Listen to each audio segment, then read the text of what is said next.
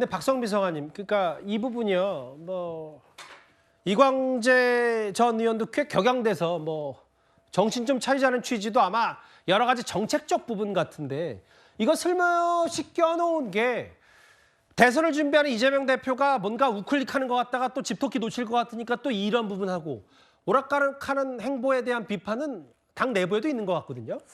뭐 일단 비명계 일각에서 이재명 대표의 어떤 전 국민 25만 원 지원금 이런 부분들은 동의하지 않는다. 소비 쿠폰을 꼭 고집할 필요 없다. 이런 얘기는 있었던 것 같고. 예. 다만 이 대표도 민생 회복 지원금을 포기할 수 있다라는 입장을 분명히 내놨어요. 근데 예. 이것의 전제 조건은 뭐였냐면 만약에 이 추경을 편성함에 있어서 이 정책이 걸림돌이 된다면 포기할 수 있다. 예. 고집하지 않겠다라는 게 그 연설의 이 전문을 보시면 나오거든요. 근데 지금 상황을 보시면 저는 오히려 국민의힘에 대묻고 싶어요. 그래서 추경을 하겠다는 건가요? 안 하겠다는 건가요? 애초부터 할 생각이 없는 건가요? 예. 이재명 대표가 소비 쿠폰 이 정책을 넣지 않든 반대하겠다는 것인지. 그래서 오히려 지금 진성준 정책위 의장이 뭐라고 물어보고 있냐면 예. 그럼 이 정책 빼면 이 소비 쿠폰 이거 빼면 그럼 그땐 추경할 거냐. 예. 그것부터 좀 답을 해라. 이렇게 얘기를 하고 있단 말입니다.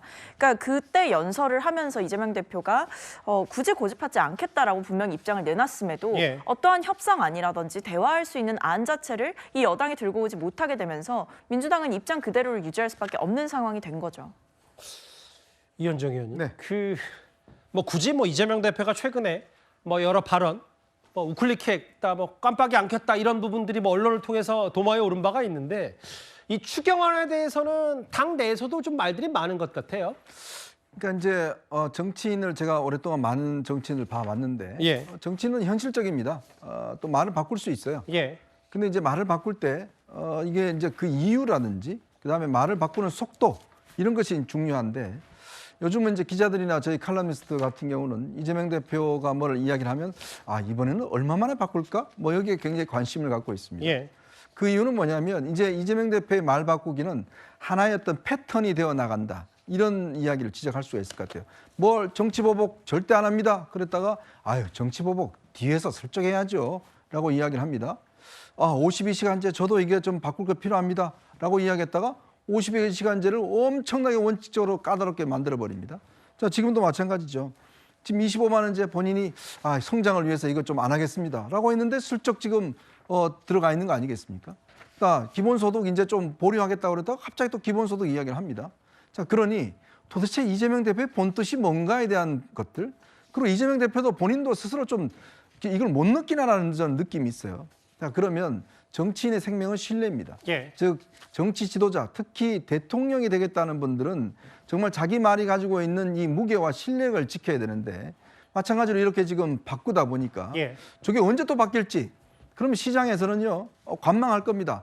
조금만 더 있으면 말 바꿀 거야 라고 이야기를 합니다. 트럼프 대통령도 마찬가지잖아요. 뭘 이야기를 하다가 협상되면 또 말을 확 바꿔버려요. 예. 그러면 이 국가의 정책에 대한 신뢰성이 떨어지는 거 아니겠습니까? 그러니까 이재명 대표가 본인이 분명히 25만 원제의 성장을 위해서는 안 한다고 이야기를 하다가 슬쩍 13조를 넣어버렸습니다. 그리고 지역 화폐도 마찬가지죠. 자, 그러다 보니 본인도 아실 텐데 알겠습니다. 자꾸 이런 걸 하는 것 자체는 전 참 이해하기 어렵습니다.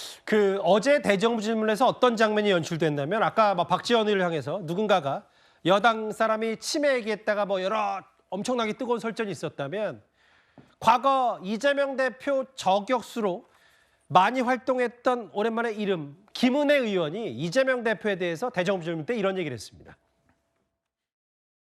지난 대선 전에 이재명 후보는 부동산 불로소득 전액 환수 그리고 국토보유세를 주장했습니다. 정작 본인은 자택 재건축 로또를 맞았습니다. 요즘 들어서 성장하시는데 성장한 건 개인 재산이더라고요. 국민 앞에서는 불로소득 비판하면서 국민 뒤에서는 재건축 기회 챙기고 그래서야 되겠습니까? 대행님, 미 의회 조사국의 계엄 탄핵 보고서 보신 적 있으십니까? 글로벌 빌런쯤으로 간주하던데요. 제가 만난 미국 측 인사들은 결국 이재명 대표가 대북 송금 우두머리냐고 물었습니다. 이래서야 미국이 이재명 대표를 동맹 파트너로 인정할 수 있겠습니까? 그 부분은 제가 답변드리긴 적절치 않은 것 같습니다. 최상목 권한대행은 본인이 즉답을 할 수 없는 부분인 듯 김은혜 의원의 이재명 대표에 대한 부동산 공격, 대북 송금 의혹. 김기웅 대변인. 상대당의 분위기를 한번 제가 논평을 부탁드리고 싶어서 왜냐하면 최근에 이재명 대표 현수막, 여당과 야당이 붙는 현수막 전쟁도 있었다면 이번에 문화일보 보도를 보니까 현수막에 지금 있을지도 모를 조기 대선을 위해서 이재명 대표만 밀어주는 현수막 걸는 거 아니냐 이런 얘기가 좀 나온 모양이에요. 사실 뭐 이재명이 민주당의 아버지 아닙니까? 이재명 대표가. 그렇기 때문에 뭐 묻지도 따지지도 말고 경선은 요식행위가 될 수밖에 없다고 보니까요.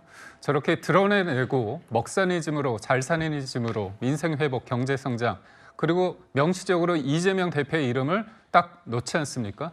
다시 뛰는 대한민국 누가 보더라도 이재명 대표가 조기 대선 국면이 만약에 도래한다면 그 어떻게 보면 캐치프레이즈로 쓸 수 있다고 본인은 생각하는 것 같습니다.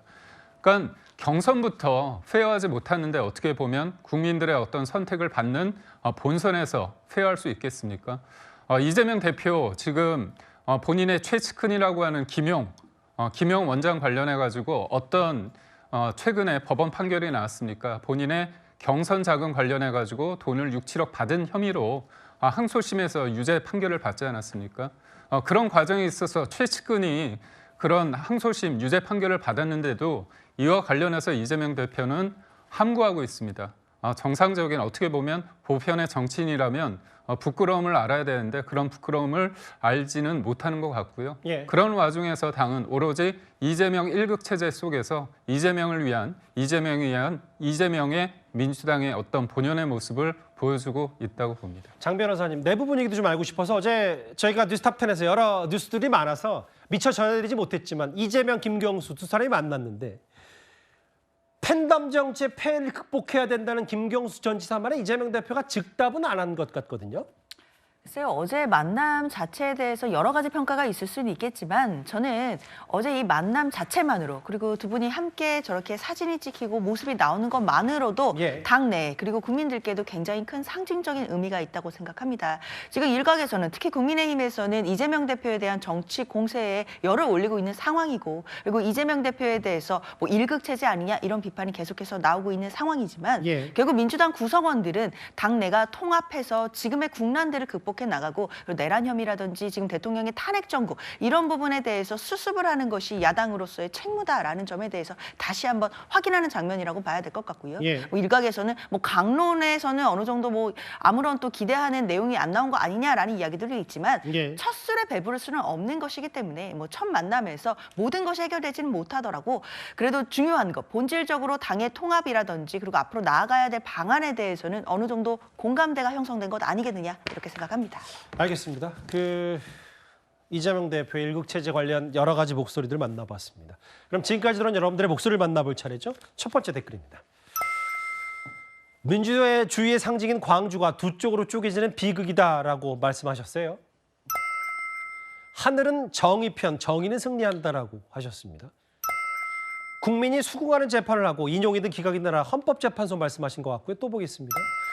자신도 기억 못한 걸 왜 적으라는 건가 홍장원 전 차장 말씀하신 것 같고요. 또 하나 보겠습니다. 왼손이 한 걸 오른손이 모르게 하라. 이 메모에 대한 공방. 어쨌든 대통령 탄핵 심판의 막판 핵심 변수로 떠오른 것 같습니다. 댓글 5개 모두 감사드리고요.